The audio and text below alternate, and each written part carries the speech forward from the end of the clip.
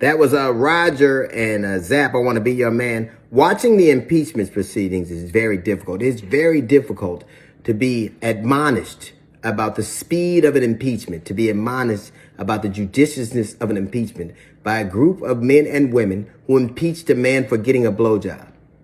We're going too fast. I'm pretty sure that an insurrection lasts a lot longer than a regular election. We are admonished by people who turn the other way. And there's this desire to have the sameness. They're comparing what they did right now in trying to overthrow the government with what Black Lives Matter did over the summer. Let's rehash this a bit. We, black people, take to the streets when justice is denied. When Breonna Taylor was murdered in her bed. We watched George Floyd's life be snuffed out of him for 9 minutes. And all we're asking for is our day in court, that they have justice, that they get to go to a courtroom. You took to the streets right now and tried to overthrow the government when you went to court 64 times. Breonna Taylor did not get her day in court yet. She was denied a day in court. You've gone 64 times and still are not happy with the results. We are not the same. We are not the same. How many times how many police officers do we have in our ranks secretly subverting government? How many members of military do we have in our ranks secretly subverting government? How many times at Black Lives Matter, how many members of them have been put on no-fly lists because they're a danger to the country? This didn't just happen in a vacuum. This man has stoked this kind of vitriol and anger and hatred since he's been here. We might recall when there was a man sending bombs to people because he thought Donald Trump wanted him to. A man went to a pizza place because he believed it was a pedophile ring. Do you remember when militants went to the border to stop this caravan of immigrants? Armed militants went to the border to stop these caravan of immigrants from coming to America. Do you remember that? Do you remember when this summer we had armed people trying to stop people from voting?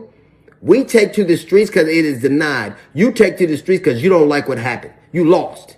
And you need to accept that.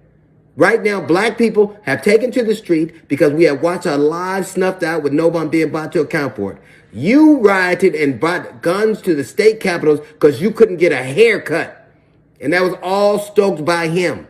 All of it stoked by him. I guess being white means that you never have to apologize or take ownership of something.